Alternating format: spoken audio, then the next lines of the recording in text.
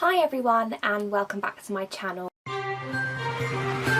Welcome back to the ABC General Hospital Spoilers channel. Today we will dive into the explosive drama unfolding in Port Charles for Wednesday, November 5th, 2025. Tensions are skyrocketing at the hospital as Portia unleashes her fury on Jordan in a confrontation that's been brewing for weeks. The spark ignites when Jordan, unable to contain her suspicions any longer, discloses Portia's possible pregnancy to Curtis during a heated moment at the welcome party for Ronnie.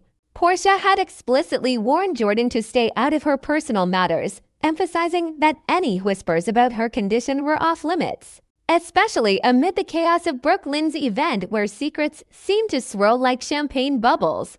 Yet Jordan, driven by her innate sense of justice and perhaps a touch of rivalry-fueled curiosity, couldn't resist sharing what she believed was vital information. What Jordan doesn't realize is the tangled web Portia is navigating this pregnancy might not even belong to Curtis, complicating an already fragile reconciliation after his accident and their rocky marriage. Portia had meticulously planned to wait just a few more weeks for a discreet paternity test, buying time to confirm the truth before shattering Curtis's world anew. Jordan's impulsive revelation derails that strategy entirely, forcing Portia's hand and thrusting their feud into the open. Expect Portia to deliver a blistering tirade, accusing Jordan of meddling in affairs that could destroy lives, while Jordan defends her actions as protecting a friend from potential heartbreak. This clash could ripple through the hospital corridors, drawing in colleagues like Epiphany for mediation or even escalating to HR complaints, highlighting the fragile boundaries between professional duty and personal loyalty in Port Charles. Shifting gears to the political undercurrents, Martin seeks solace by opening up to Laura, revealing layers of deception that could upend the Quartermaine dynasty.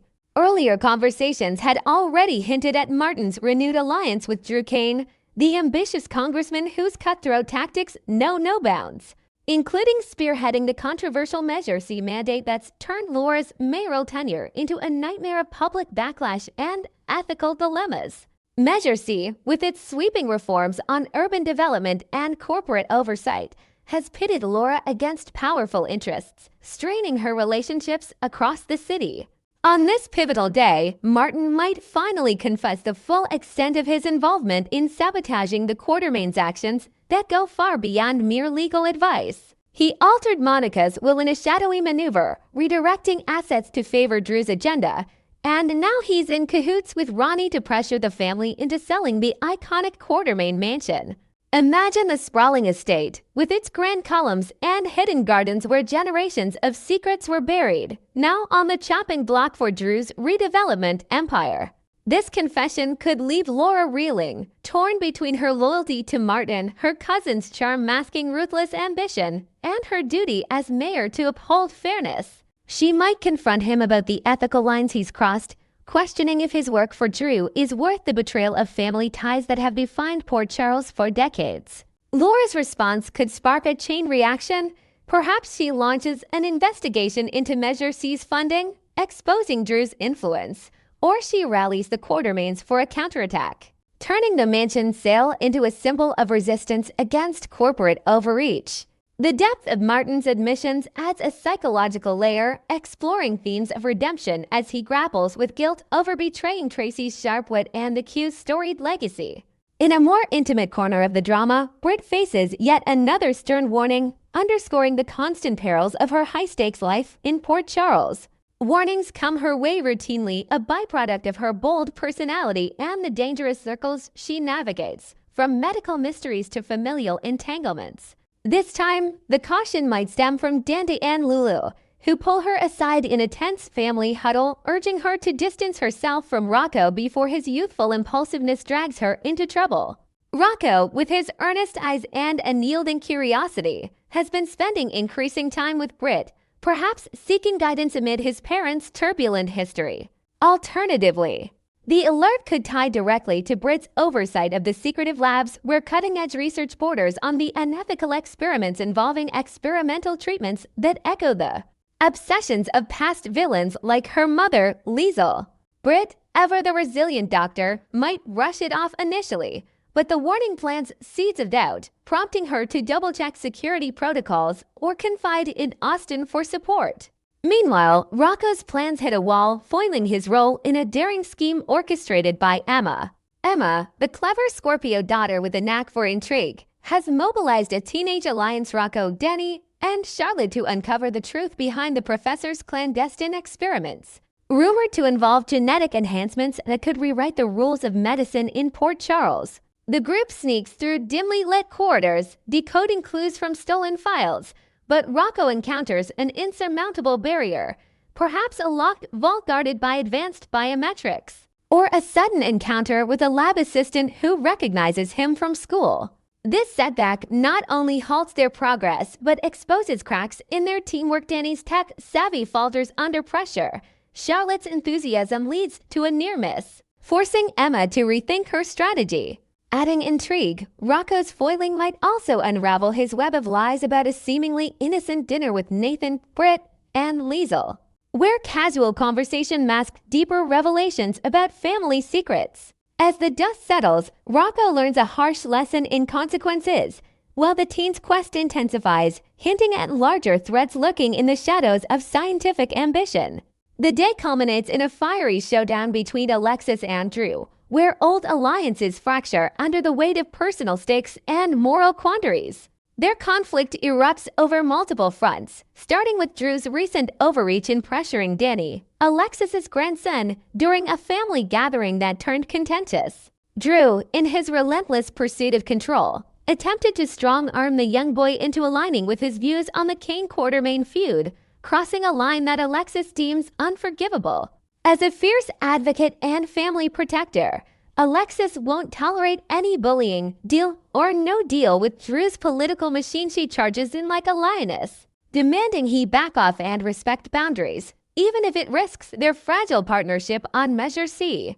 This maternal defense highlights Alexis's evolution from tabloid target to unyielding guardian, her legal mind sharpening into a weapon against perceived threats to her loved ones. Yet the clash deepens when Drew accuses Alexis of half-hearted efforts in representing Willow, the woman he cherishes amid her legal woes. Drew believes Alexis should aggressively shift blame to Michael, portraying him as the instigator in Willow's predicament to expedite her release, a tactic that could dismantle the Corinthos' legacy in one fell swoop. Alexis, however, navigates a minefield. She views blaming Michael as a solid legal angle but respects Christina's vehement opposition, knowing it could fracture sisterly bonds irreparably. Complicating matters, Sonny enters the fray after his revealing chat with Nina, who's still smarting from betrayals maliciously implicated Portia in a web of hospital cover-ups, suggesting her pregnancy ties into broader deceptions involving Willow's case. Sonny, ever the strategist, might propose alternative paths, like leveraging his underworld connections for evidence against the true culprits, forcing Alexis to weigh loyalty against justice. This multifaceted confrontation not only tests Alexis and Drew's rapport but foreshadows seismic shifts. Willow's fate hangs in the balance, Michael's reputation teeters, and Nina's meddling could ignite a powder keg linking back to Portia's secrets, weaving the day's events into a tapestry of betrayal and resilience that defines General Hospital. Next, we will learn about the shocking twists unfolding in Port Charles as Marco Rios makes a bold move with Lucas Jones. In the upcoming episodes of General Hospital, viewers are in for a heart-pounding surprise when Marco Rios, the charming attorney who's been turning heads at Alexis Davis law firm, proposes something monumental to his boyfriend of several months, Lucas Jones. Amid the lingering tension from Lucas's recent disagreement with his sister Carly over her unyielding loyalty to Sonny Corinthos, Marco invites him to take their relationship to the next level by moving into the infamous Windermere Castle on Spoon Island. This sprawling Gothic fortress, once the epicenter of Casadini family machinations, now serves as the residence for Marco's enigmatic father, John Sidwell, a man whose shadowy influence permeates every corner of the estate. As Lucas contemplates this leap, unaware of the undercurrents swirling beneath the surface, fans can't help but wonder if this romantic gesture is the beginning of a fairy tale or a descent into a nightmare. What Lucas doesn't realize is that Marco's affections might be entangled in a web far more sinister than a simple family dynamic. Despite his polished exterior and genuine seeming heroics like the time he heroically pulled Christina Corinthos Davis from the blazing inferno at Charlie's pub, Marco remains deeply aligned with his father's clandestine operations. Jen Sidwell, a figure shrouded in mystery, has his hands deeply embedded in the controversial Cold Fusion Initiative, a groundbreaking yet perilous energy project that echoes the diabolical schemes of the late Caesar Phaeson. This endeavor isn't just about scientific advancement. It's rumored to involve high-stakes espionage and corporate sabotage that could destabilize Port Charles's power players. Marco's role as a lawyer by day allows him to gather intel on rivals, but his nighttime loyalties lie with Sidwell's agenda, which includes targeting Sonny Corinthos through subtle manipulations and alliances. Inventing a new layer, whispers in the corridors of Windermere suggest Marco has even begun engineering false alibis for his father's meetings with underground scientists, ensuring the cold fusion tech advances without interference from the Corinthos Empire. Windermere Castle itself looms as a character in this drama, its stone walls echoing with decades of tragedy that could spell doom for anyone who crosses its threshold. Perched on the isolated Spoon Island, the castle has long been synonymous with the Casadines' reign of terror, kidnappings, secret laboratories, and ritualistic gatherings that left indelible scars on Port Charles' history. People have vanished into its labyrinthine dungeons, held captive for ransom or experimentation, while others met untimely ends in the crashing waves below or amid poisoned feasts in the Grand Hall. Adding a fresh twist, recent renovations uncovered hidden passages leading to forgotten vaults filled with encrypted files from Phaeson's era, hinting at even darker secrets buried within the foundations. For Lucas, stepping into this lure means brushing shoulders with a legacy of destruction worse than any previous Casadini occupant, where the air itself seems thick with unspoken threats and the ghosts of past victims urging caution.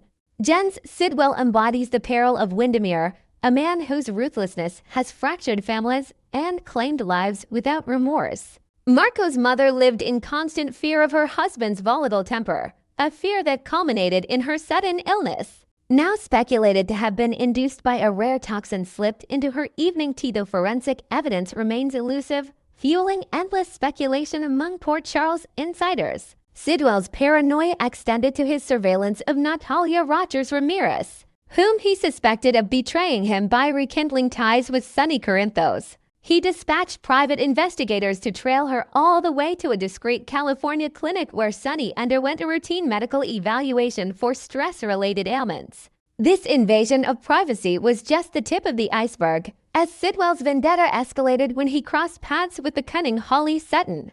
Believing she was playing him for a fool in an elaborate con involving counterfeit artifacts, Sidwell retaliated by orchestrating a near-fatal car accident that put Sasha Corbin, Holly's vulnerable daughter, in the hospital with life-threatening injuries from shattered glass and internal bleeding. Inventing further depth, Sidwell's dossier reportedly includes a list of eliminated business associates, each disappearance masked as natural causes, painting him as a predator who views emotional bonds as weaknesses to exploit. Lucas's own lineage ties him perilously close to Windermere's cursed aura, a connection that could unravel his budding romance before it fully blooms. His aunt, the fierce Ava Jerome, once stormed the castle's parapets in a fit of rage, brandishing a pistol at his father, Julian Jerome. During a heated confrontation over mob territories that ended with Julian's desperate leap into the abyss below, surviving only by sheer miracle and the jagged rocks cushioning his fall. This Jerome Casadini feud runs deep, marked by betrayals and bloodshed that still simmer in family lore. To heighten the stakes, imagine Lucas stumbling upon an old family journal in Windermere's library detailing how Julian had once infiltrated the castle as a spy for rival syndicates, nearly sparking a full-scale war. Such discoveries could force Lucas to confront not just Marco's heritage, but his own buried traumas, blending personal history with the estate's malevolent vibe in a way that tests every ounce of his resolve. At its core, this storyline probes the fragility of love amid deception, questioning whether Lucas will remain willfully oblivious to the red flags waving around Marco and his father. The initial rift with Carly stemmed from her steadfast defense of Sonny, a man whose criminal underbelly Lucas has long tried to distance himself from. Yet here he stands on the precipice of allying with forces plotting Sonny's demise through rigged shipments and anonymous tips to law enforcement. Carly, ever the protector, is currently scheming with Valentin Casadini to dismantle Jack Brennan's operations via a network of hacked communications and planted evidence. Her forgiveness threshold notoriously low for betrayals involving her inner circle. If Marco's conspiracies lead to harm befalling Sonny, perhaps a staged explosion at one of his warehouses, Carly's wrath could sever the sibling bond irreparably, leaving Lucas isolated in a sea of regret. Moreover, Ava Jerome, the surviving matriarch of their fractured clan, might vehemently oppose the union, viewing Sidwell's influence as a toxic echo of the Jerome family's past entanglements with the Casadines, potentially leading to explosive interventions like anonymous warnings or even a surprise visit to Spoon Island. As these plot lines intertwine, General Hospital promises edge of your seat drama, with Lucas's decision poised to ripple across Port Charles.